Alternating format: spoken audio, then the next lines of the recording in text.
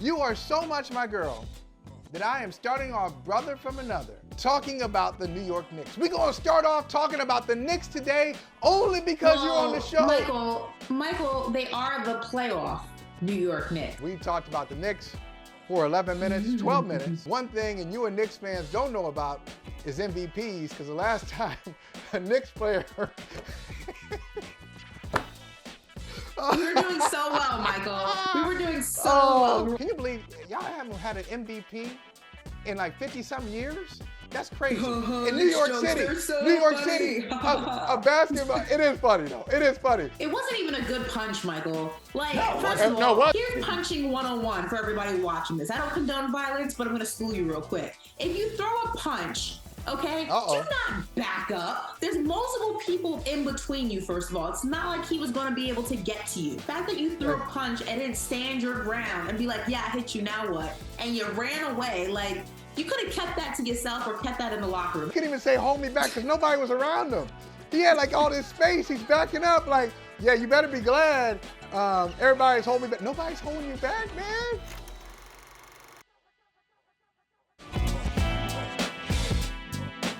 Hello, everyone, and welcome into a brand new edition of Brother from Another right here on Peacock TV. We'd like to welcome you in to Woman Wednesdays. We're going to be bringing in, I love seeing the feeds.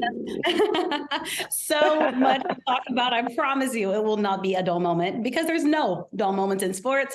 I'm Kelsey Nicole.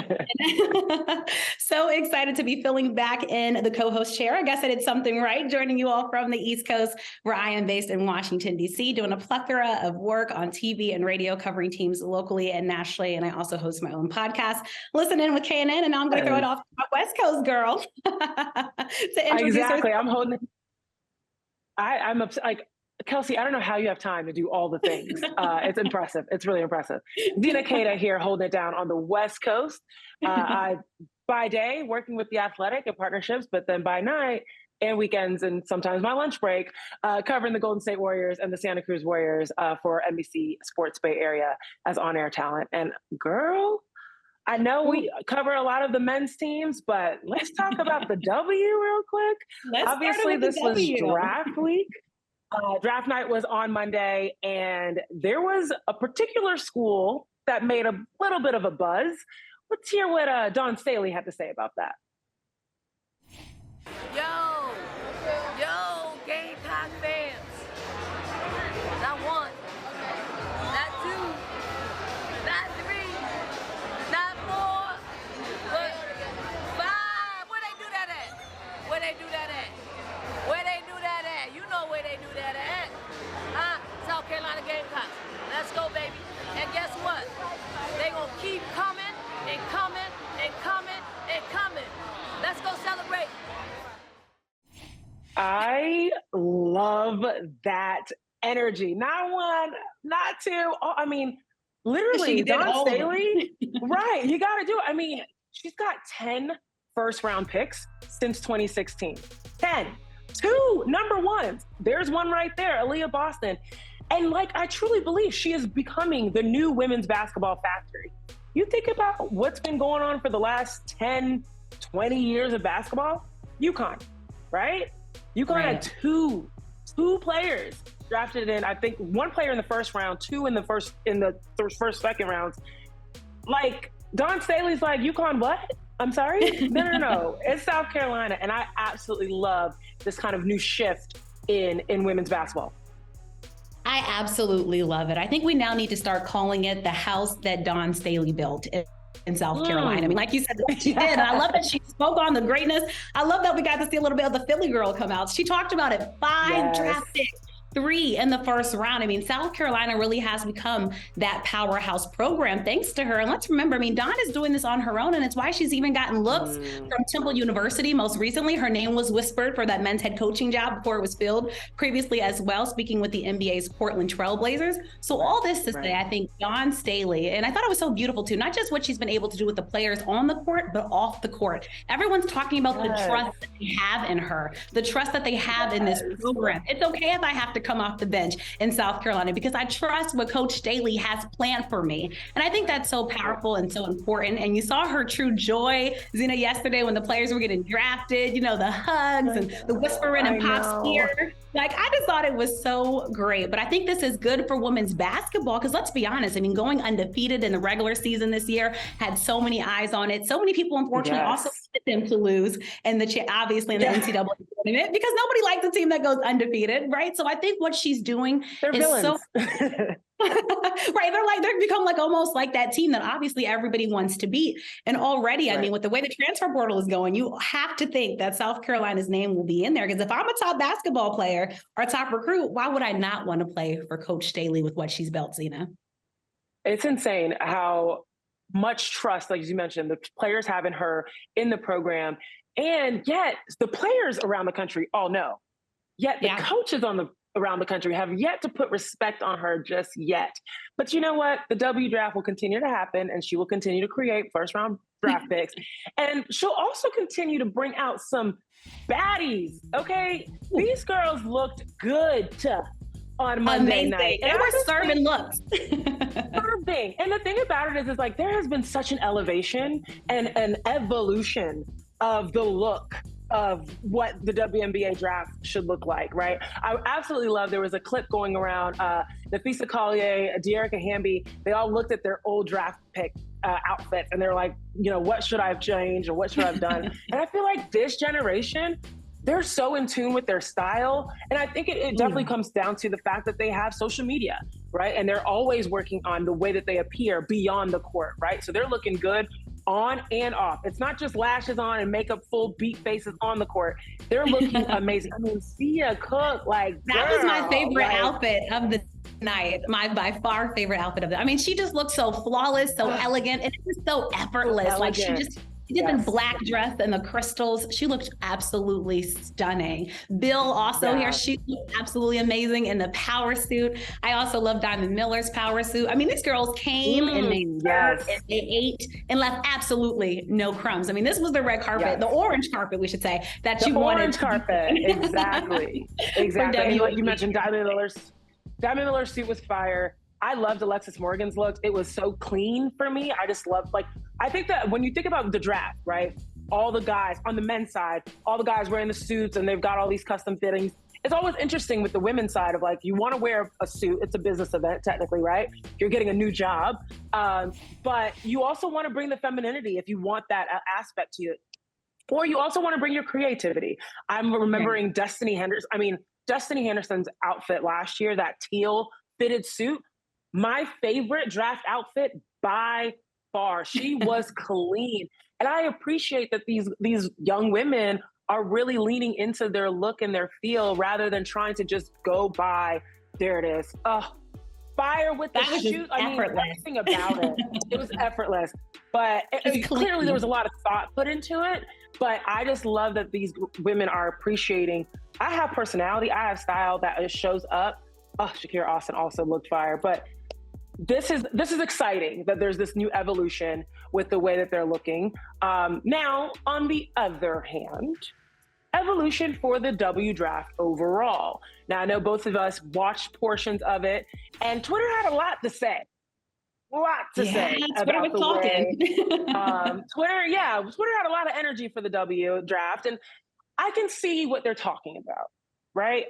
The draft, the thing about it is all of these events are always going to be compared to the men's side. It's just, it's a natural thing that happens. It's like, what's the men's side look like versus the women's side? And there are some things that are clearly missing from the women's side in comparison to the men's side. One of them being the fans, right? There's always, the venue's always a lot smaller and it's a lot more limited in terms of that support that is in the back room. So it's not just Dawn Staley, but it's usually always fans as well that are excited for their team to receive the newest talent. So that's missing. Then there's this whole walk around where, you know, there's supposed to be kind of like almost a comedic portion to the event. And I haven't minded it.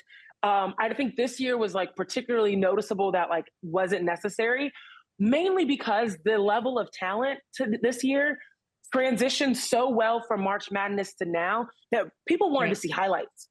right? People wanted to see those women catered up to as far as like what they're going to bring to their different teams. And that almost seemed like a distraction as opposed to an addition. But man, like I do think that there's a way that the W program could elevate to be to the caliber of what the men's side get in terms of creating that fan-centric experience and having a space where we're really highlighting the women. There were 42% up in viewership this year. Amazing. That means people were paying attention, right? Right. So you want to give viewers. them what they want. That's what I thought. No, I think you say it so well. And I think the numbers never lie, right? I mean, you see it. Everybody was watching this. The second most viewed WNBA draft, folks. The last time we saw this, it was a while ago. You think about that. But all that to say, I mean, like you said, there was so much excitement from the women's game this year, which is exactly what you want. And I think we always have to think about the fan experience. Like right now, I have so many fans hitting me up right now, Zena, talking about, I can't wait to go to Kansas City to watch the NFL draft. And like you said, we see what the NBA draft is. You want the fans, you want the venues there. There's a reason why Iowa has 6,700 people waiting to get season tickets now. How do we get those fans converted? We have to make the WNBA draft the most sexiest, converted thing for people to be part of. And I think you're right with it. As someone who hosts events, I usually stay away from jokes, Zena. I just do, because you never know how they're going to You have to be very careful. And obviously, I know Twitter counts away. They don't always land. They do not always land. And anybody that's been to a live event, you know that. And WNBA Twitter will especially let you know. And you especially never want to make it awkward for players and their families, because the moment's about them. And step number one of being a journalist is that you're supposed to tell the story, right? We're not supposed to be part of the story. And I think we saw some of that happen in the WNBA draft. But like you said, I mean, let's give it to the ladies. Now is such an exciting time for the WNBA. We know they're kicking off, obviously, in May. But we want these storylines to continue from March Madness. We're going to talk about the UConns of the world and South Carolina and how these players will fare. Because let's remember too, the WNBA is so interesting because even if you get drafted, you still have to earn that roster spot. It's very competitive for all of these ladies that get drafted. We want to follow them, to see where they will be and just continuing their stories. So I'd like to say, first off, shout out to everybody that did watch the WNBA draft. We applaud you. And let's continue this on. I mean, now we want to get these fans, though, to watching the actual games. I want these viewership numbers to continue to rise for women, Zena, because now is a time, that everybody's finally realizing basketball is really good. It is really important. And now is better than later to hop on the bandwagon. Thank you for coming in. Thank you for catching up. Like, it's fine. You're welcome. Welcome. Come on in. Welcome. You're a little bit late, but welcome. It's okay. It's okay. And I think you make such a great point about that transition and getting the fans to transition with the players, because there is so much hype in women's college basketball. There's so much following in women's college basketball. But the same way that Iowa right now cannot fulfill their season ticket requests, the Indiana teams need to be able to do that. The Chicago Sky need to be able to do that. The Connecticut Sun need to be able to do that. Everyone needs to be out of the ability to fulfill season tickets because they're so excited for this new draft pick to come in. And the thing about the W is that every single year that a new player comes in, they're always like the best player, right? Like sometimes on the NBA side, it's not always the case that they become the stars of their team. But that is the truth on the WNBA side, where you're always seeing the next crop of players are the attraction. They are the ones providing the entertainment because they are scoring out of this world. They're defending out of this world, blocking out of this world. So there should be a clear-cut line to, I followed this player in college. I should want to follow her to the WNBA, but yet there's this disconnect. And that is what I think the W draft could be a way to, bridge that gap and making sure that there are more highlights of these players from their college days and making sure that fans from these W teams and the college teams around them, right, can come in. I think that, I think it was Indiana that did a really great job with Aliyah's video to welcome her in, right? That sort of stuff and that sort of media play is exactly what fans need to connect the dots. When there's not enough WNBA teams around the country. I've never lived in a city where there was a WNBA team. So I've had to go see the Connecticut Sun or the New York Liberty. But when there's a lack of teams, you do need to do more to connect that community online, right? Or in these virtual settings like a W draft. So I think that's a very important thing. On the other note you mentioned regarding the journey a lot of people don't realize that just because they made the draft and they were drafted means they have a spot. They now have to go try out. It's just beginning in the WNBA. I mean, look at the Indiana Fever. You talked about them, Zena. I mean, it's so huge for them to get a number 1 pick. And now it's going to be, well, what's going to happen from it? How will this add to that team? And I think that's where the WNBA is a bit different, right, from other leagues, as we're kind of talking about. But I think it's that story that we're buying into. I mean, these players, their journey, that's how you connect fans to them. That's how you fill seats. And overall, that's how you continue to create a better product. Speaking of a better product, we have to shout out the WNBA, Zena, because right now we see we've expanded to a 40-game schedule in the WNBA, and charter flights about to get flown out, ladies. Now back to that game, you got charter flights, which is so amazing. The postseason, the commissioners. This has been something that we've been talking about for a long time. Yep. But Zena, I'd argue that that's probably long overdue, but just glad it's better here and better late than never. Yeah, 1,000%. These ladies needed that. I mean, flying commercial as a pro athlete is crazy.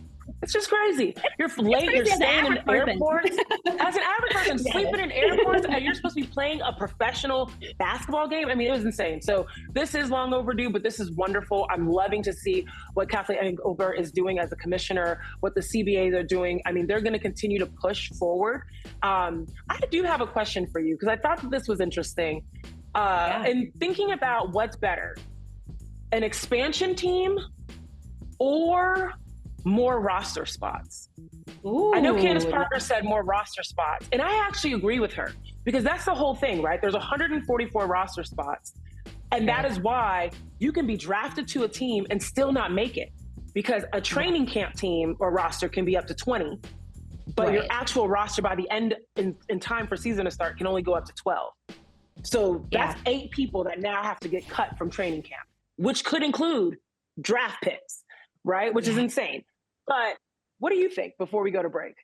I think I'm gonna have to agree with Candace. And I'm someone that grew up with the Washington Mystics. I'm from the DC area. I grew up watching them. So I've always been privileged, right, to have a WNBA team in my backyard. And I watched them, since I was yay high. But I think the roster spots point is very important. What you have 12 players right now on that roster, but expanding it, I think it'd just be very fruitful for the WNBA. And yes, I know expansion is part of the process of growing a league, but it's also very important that you pick the right places for those expansion teams. So to me, I'd rather the WNBA not rush it. They have a great product right now. Add those extra roster spots to these teams that have already obviously identified themselves. They've built backgrounds, they've built fan bases. I'm telling you, WNBA arenas are going to be packed, and give more of these females an opportunity, because what we're seeing right now happen, Zena, is that these girls are like, why should I rush out of college to go to the WNBA when my spot isn't guaranteed? Maybe I don't want to play overseas. Playing overseas is a big commitment to make, right? You're away from your family, your friends, might have to learn a new language. Make all new friends, a brand new culture.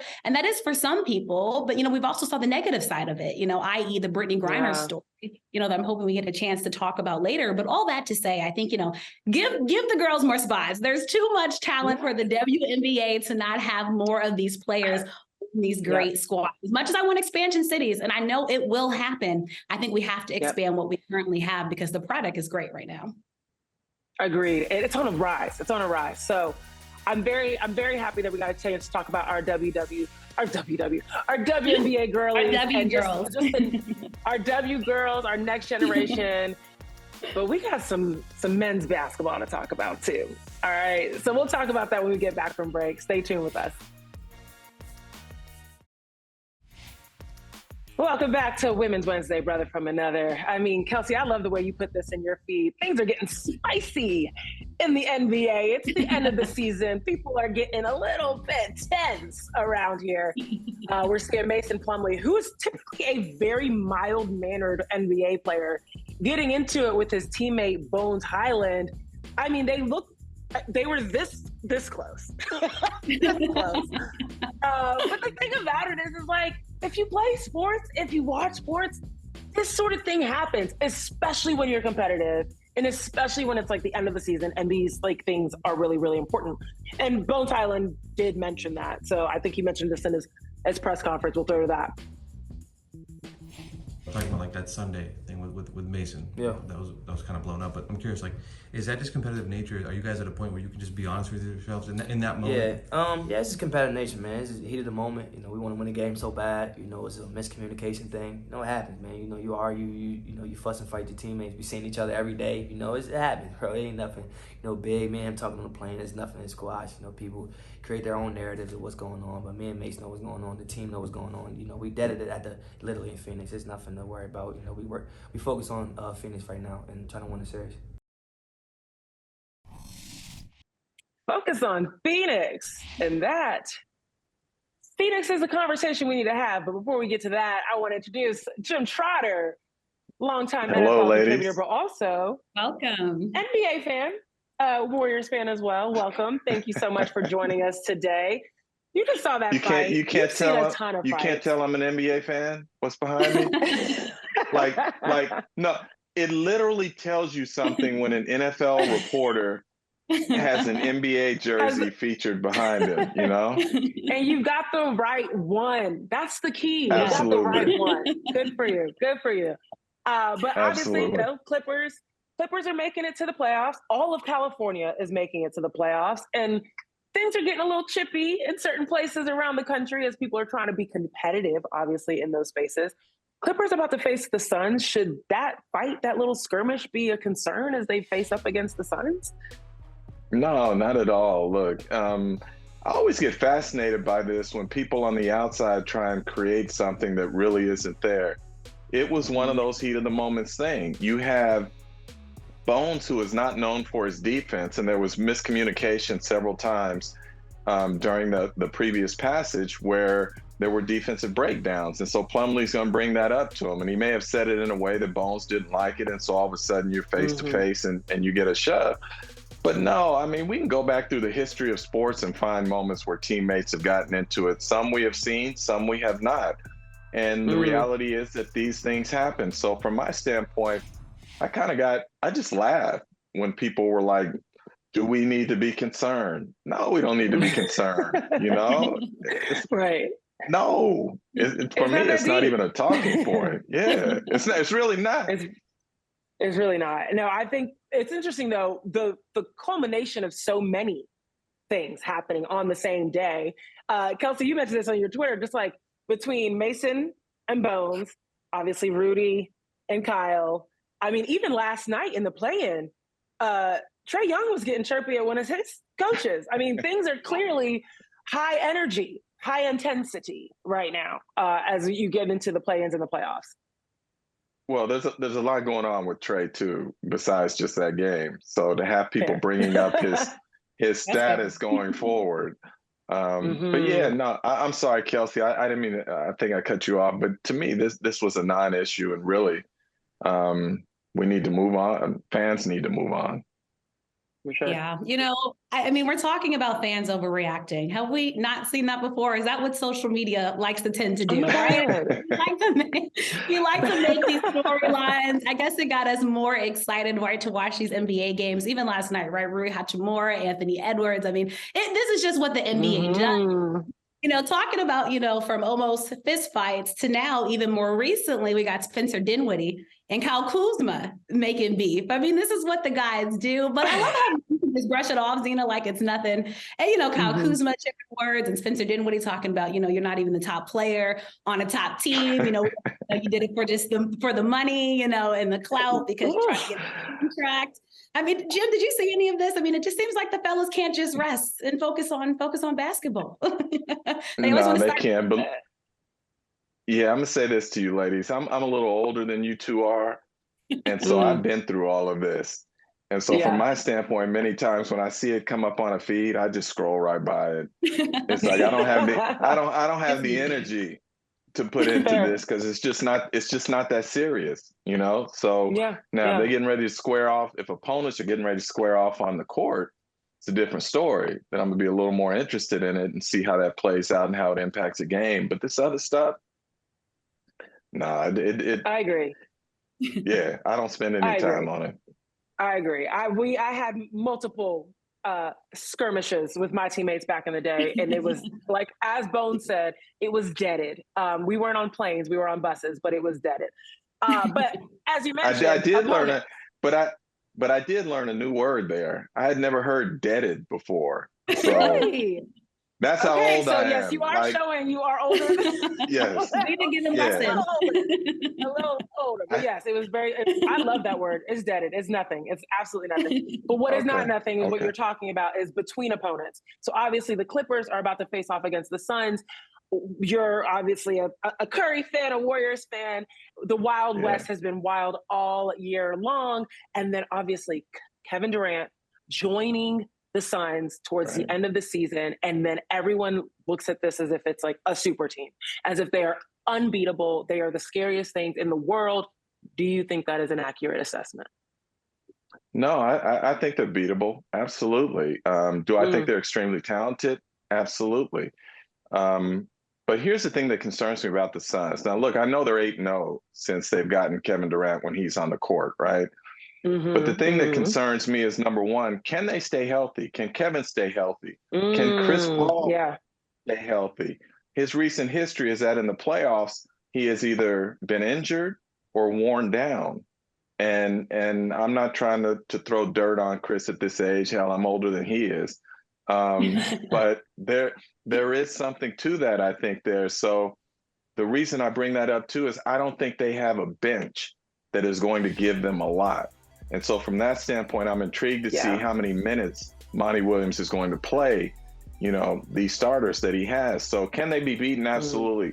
Can they be beaten in the West? I really believe there's only one team that can beat them in the West, and that's my team. But when it comes to the Eastern Conference, to me, Milwaukee's the best team in the NBA right now. And as much as I love my Warriors, Milwaukee concerns me an awful lot if that were to be the matchup. Yeah, I think a lot of fans don't realize, especially with the playoffs, it's not the play-ins, right? And that's what's so exciting about the play-ins is that it does give you that like March Madness feel because it's one game and done. There's such intensity behind it. This is who can beat a team 4 games out of 7. Right. And that is when you're thinking about the fact that, yes, Suns got KD. What did they give away? Their entire bench. Yep. And that's what you have to think about. Longevity over the course of 4 games. Who can do that? And who has experience doing that?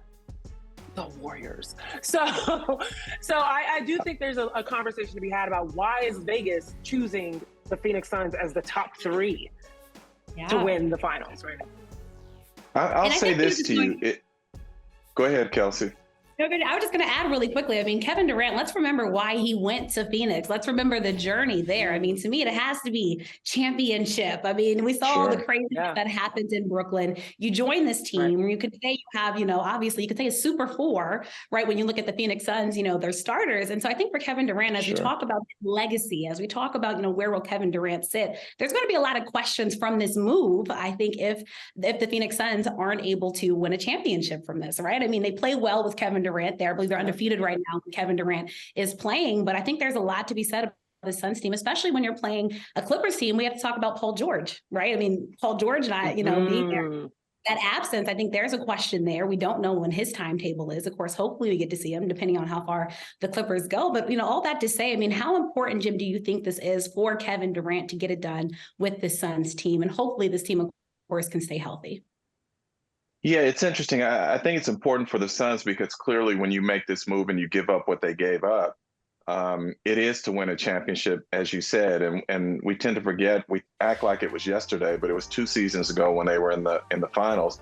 They were not very good last year in terms of playing up to that standard. So there's no question it's important. One thing that was said earlier is that these will be 7-game series, right? And so I remember a Warriors official said to me in January, and I was concerned as a Warriors fan about how poorly they were playing on the road and how inconsistent they had been throughout the course of the year. And what he said to me was, you still have to stop and ask yourself, is there a team that can beat us 4 times in 7 games? And that was their mindset back then. They weren't overreacting to a 1-game loss here or poor performance here. It was, can someone beat us 4 times in 7 games? And their attitude right now is, no, we don't think so. And the fact that now you have Peyton who's healthy and playing, the fact that Wiggins is expected to be back on Saturday, and the fact that Kuminga has continued to raise his game. And when you look at their bench now, I just see them just the rotation rolling. They are going to be very difficult to beat. And shout out to our girl Nat for talking me off the ledge many times this season as it relates to the Warriors. And I just want to say, prayers and thoughts are with her and her family right now. For sure. But many times she had to talk me off that ledge because I'm like, it's over. We ain't going back to the finals. We ain't winning. You threw in the she's towel. like, Jen, she's like, hang in. Right. And she was right. She was right. She's the biggest believer. And I didn't even mean to turn this into a Warriors conversation, but this just happens, with Warriors fans are involved or anyone Warriors associated are involved. It's all good. But it's true. And I think that that's what every single team, when you're building for the future versus a win now situation, which I feel like Phoenix is a win now situation versus a building for the future, you do have to think about that, is that the ability to do that not only in one series, multiple series, 4 games, can we withstand that?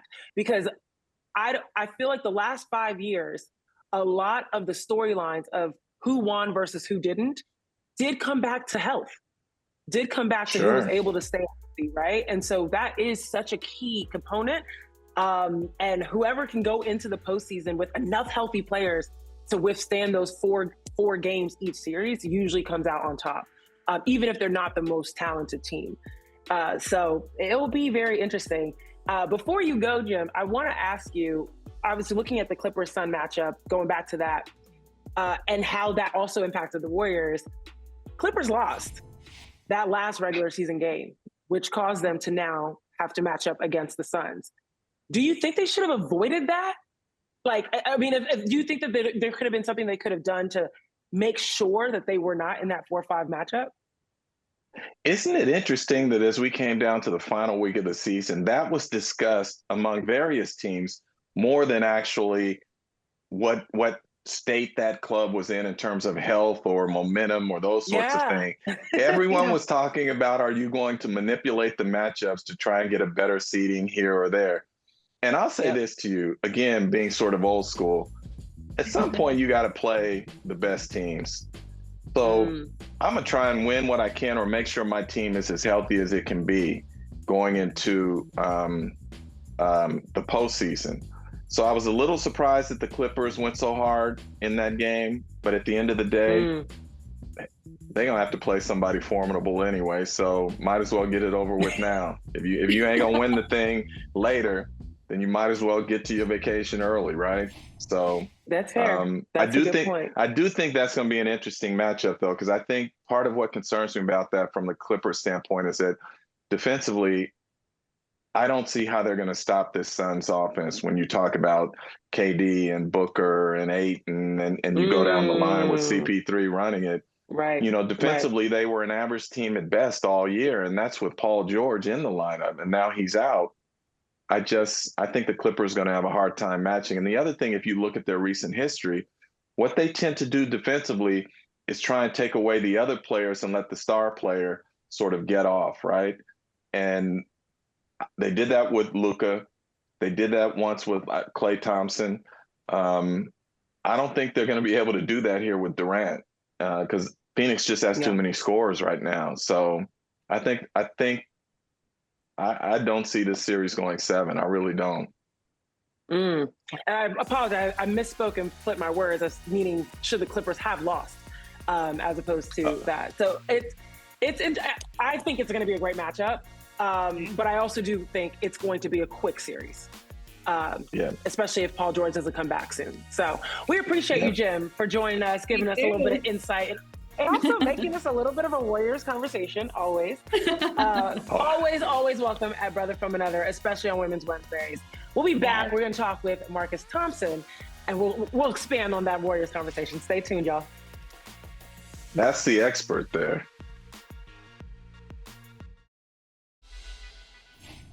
It's going to be a tough matchup.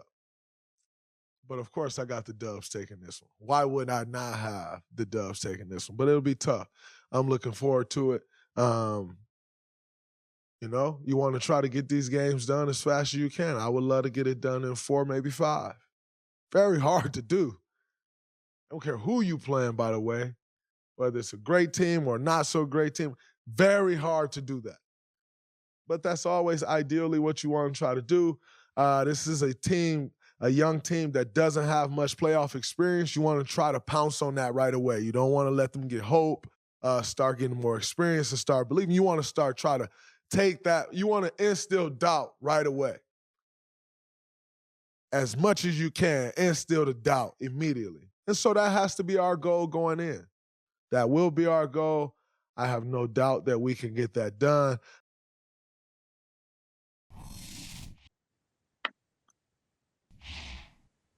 No doubt we can get it done. All right, everybody. Marcus Thompson's in the building, contributing to the Bay Area, but most importantly right now, Golden State Warriors for The Athletic. Marcus, welcome to Brother from Another. You're always here. We're happy to have you. What are your thoughts? I feel like a superstar today. Women's Wednesday. Let's go. Superstar. It's Women's Wednesday. Got Kelsey in the building. Exactly. What are your thoughts on Draymond get it done in 4 or 5? One fan thought that was the game plan being given away.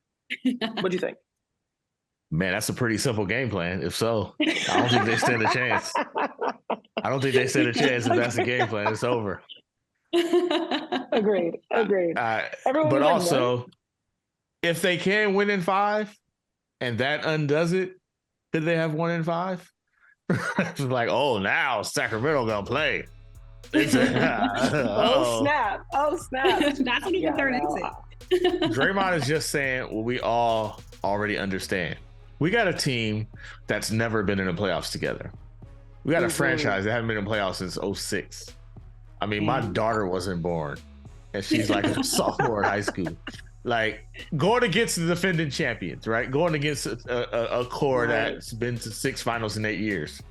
Yeah, it's probably reasonable to think you want to take their confidence. I feel like that's the game plan. It's obvious. Anybody who follows basketball knows this is kind of what you need to do. Let's see if the Kings are really about that life. They might be. We just don't know. I kind of got to see it first. And if they are, then they are. If they are, then they're a problem. But if they're like most teams on the first time, it might be tough. It's not like the We Believe Warriors facing like Dirk and them in 2007. Right. They're facing Steph Curry, like Draymond Green, Klay Thompson. They're facing a team that just got finished beating Boston in Boston. Like, yeah, it's a little tough for the Kings. I hope they are ready, though, because it would be great for basketball. Yeah. And you know, speaking of great for basketball, can we just say Draymond Green is great for basketball? I mean, he gives us so many sound bites like, thank you. And you could say, you know, it's bulletin board material, but, you know, it makes the game better. And even just talking about what's good for the game, I mean, the ticket prices for this game are wild. So they're hoping this series is a little bit longer. I mean, we're talking about ticket prices higher than MSG right now. We're talking about the Garden, folks. I mean, that's how, you know, important it is. And also, can we just clap it up for the Kings being relevant? Like, I mean, this is exciting for the NBA. I think. I mean, Marcus said it the last time they were in. I mean, I was in high school. Then you're probably in high school too. I mean, it's just why I think I was actually graduating middle school. I mean, it's been too long. It's been way too long. We have whole new generations that have been born since that time. But all that to say, I mean, do you think people are writing off the Kings too easily? I mean, what they did this year, I mean, they obviously probably did the impossible. I think we could all say, I mean, I don't know who had the Kings on their radar, you know, being on top in the West, but all that to say, I mean, do you think there's any chance that they really could make this an interesting series at all? Like, you know, have them winning a couple games, Marcus. I mean, tell me what the thoughts are out in California, because I'm hearing some people on the East Coast tell me, Kelsey, don't underestimate the Kings. They're not going to be that easy. I agree with that sentiment. Like, they're so offensively potent that how do you not worry about this team, right? Like, I could see a scenario where they drop 130 just off the hype alone, right? I mean, they're gonna be spamming the beam in game 1. It's gonna go crazy. I mean, the tickets, like you said, I mean, I think, Kelsey, you might be the only one who can afford them at this point. You know what I'm saying? Like don't do that. Don't do that. It's going crazy. I know, right? It's wild out here. Like, it's nuts. I think in fairness to the Kings, they're a really good team. Right. If they can pull this off in the playoffs, and I don't mean win the series, but look good, I think the rest of the league might be shook.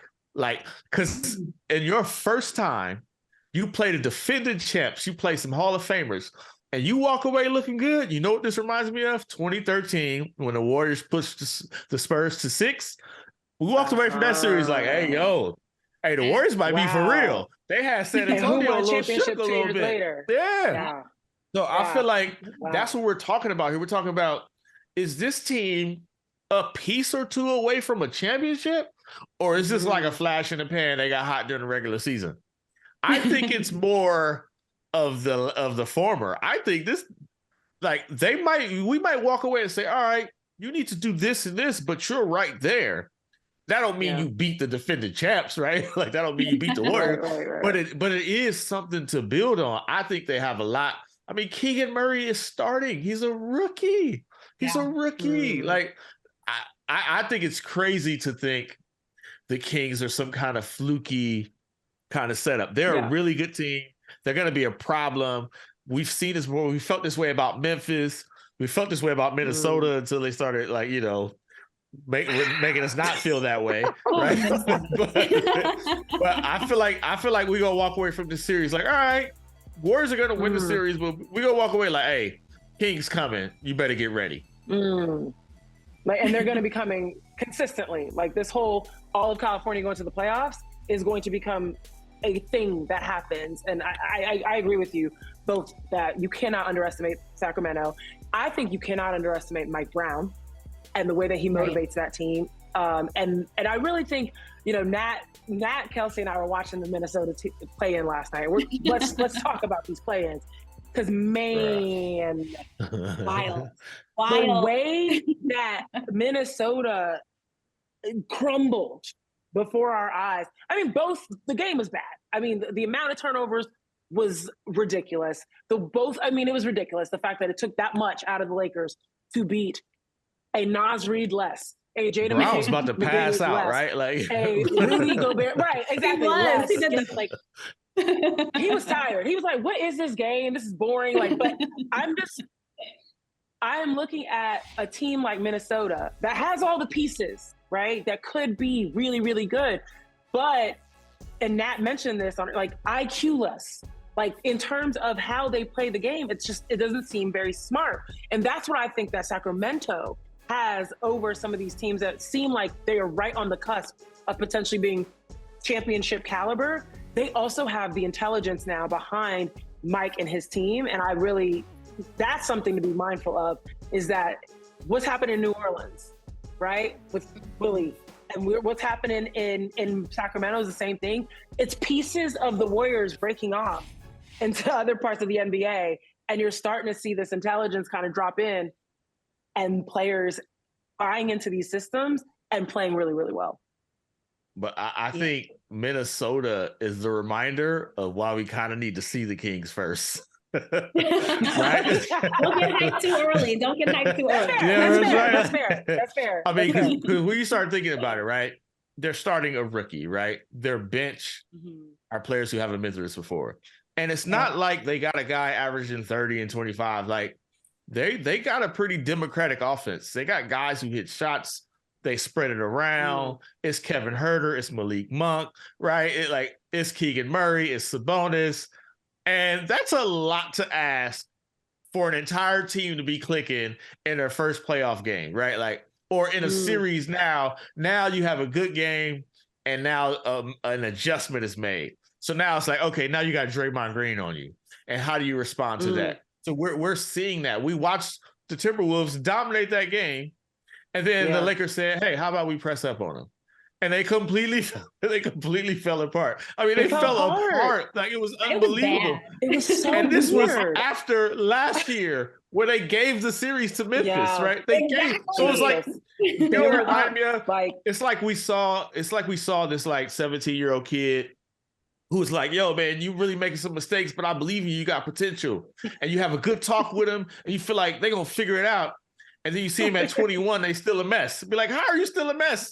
Like, we already went through this. I thought we talked about this. Yeah. That's Minnesota. Like, how is this still happening? Like, what are you doing? You're down 3. You have Dennis Schroeder as your only person between you and the basket. You get a bucket there, maybe get a foul, and you kick out for a rush 3. Like, why are you doing this? This is why you gotta wait. This is why it's so hard to win in the playoffs. Yeah. Go ask Joel Embiid how hard it is to win. Like, this is not for the faint of heart. You could be good, you could be talented, you can have camaraderie, and then you gotta win in the playoffs. And it is hard as hell. And that's what we gotta see if the Kings are ready for it. But if they are, watch out. Memphis gonna be mad. They're supposed to be next up. And if now the Kings look like they're ready, it's gonna be curtains for a lot of other teams who thought they were next. Especially after all the crap they talked. They were talking a lot of talk. and really quickly, I mean, I know I love Minnesota. I love the state of Minnesota, but I just have to get into this game more because for folks on the East Coast like me, I was ready to go to sleep. You know, I'm thinking, all right, they've got this. You know, I had checked on, I put a tweet out, Marcus, checking on Lakers fans, like, y'all good? You know, I was ready to talk a little bit talk. And then all of a sudden, we're on the phone and we're watching this unravel. And I'm like, there's no way. No, after last year, there's no way. There's no way. You know, and there was a lot of chatter about Anthony Edwards and his production value, and then Karl Anthony Towns and his, value towards the end of that game. And obviously, we knew the Timberwolves were going into this game shorthanded, but they fought. They fought, and they fought really well and hard. I mean, Lakers fans were shaking in their boots. Go check your Twitter timelines if you think I'm not telling the truth. But they were cooked. I mean, they were cooked. Yeah, I mean, it was like that. But like Minnesota, as we think about the future in Minnesota, I mean, is there any hope? I mean, obviously Rudy Gobert, I mean, that whole situation was just wild. It was crazy. But Minnesota, they had it and they fumbled the bag. I mean, literally, like, just tossed it over, to the Lakers. They let the Lakers control overtime. Zena touched on the turnovers, which, my gosh, I mean, can you hold the ball, make smart basketball decisions? But like Minnesota, I'm sorry, we have to do this rant because I mean, it was really wild and crazy. I mean, if I'm a Timberwolves fan, like, I took off of work today because I have to figure out my emotions because I don't know what happens. You gotta call your therapist. You're like, hold on, we gotta talk about this. Here's where I actually think, in the grand scheme of his career, I think this is gonna be good for Anthony Edwards. Like, he was awful. I mean, awful, he was real bad. Yeah. And remember last year, he wasn't bad. He wasn't bad in the series. They just made so many not smart plays, but they played a good series, right? This time he was bad. I don't understand. I think the lessons they learned, Anthony Edwards is learning, I need another way to work when I'm not rolling. I got to figure out my counter. And I don't understand Kelsey. Like, the one player who was playing good was Mike Conley. When things got hard, they literally took the ball out of his hands.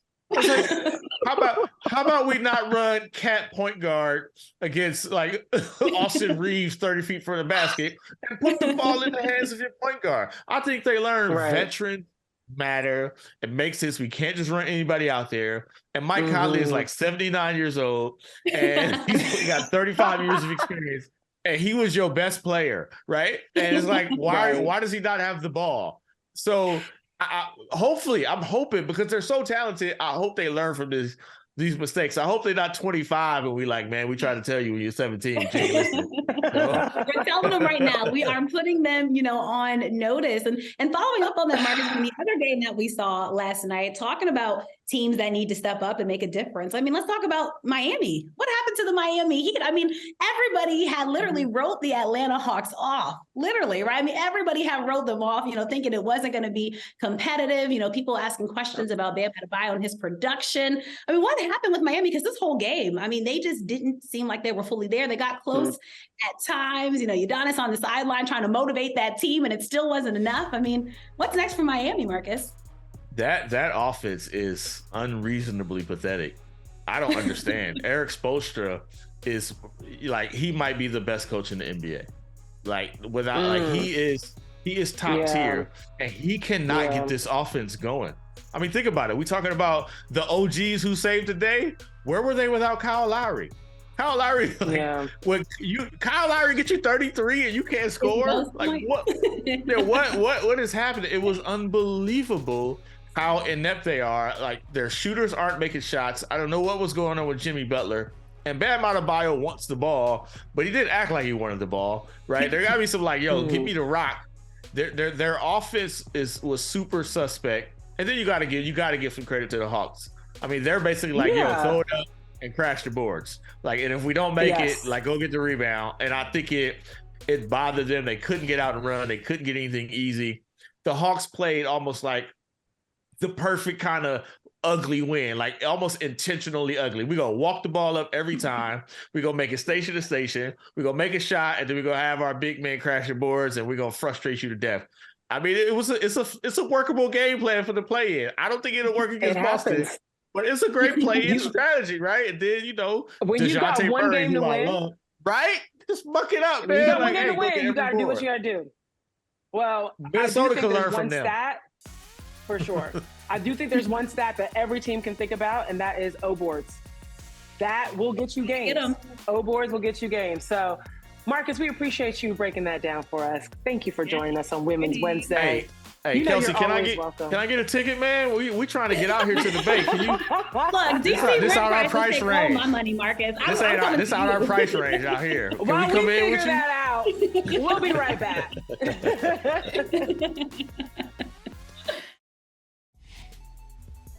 There's a Women's Wednesday on Brother From Another, and there's a very important women's story about to be told by Brittney Yvette Griner.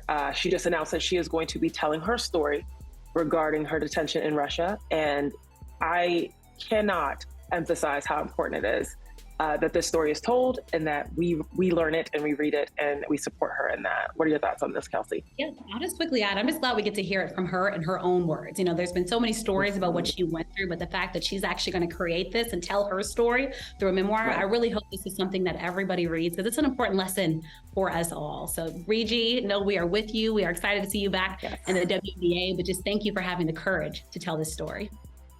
1000%. Well, it has been Women's Wednesday on Brother From Another. We are so grateful for you all joining us, laughing it up with us, talking sports with us. Natalie, thank you so much for having us. Kelsey, anything coming up on your schedules for tonight? I'll be watching some play-ins. What about you? That's what I'll be doing too. Like, this is basketball time. We're all focused on basketball. But no, thank you everyone. Me and Zena had a blast, and Nat, we are continuing to keep you, your family, in our prayers. We love you all so much. Can't wait to be back on another Women's Wednesday. Zena, this was fun, girl. We gotta do this again.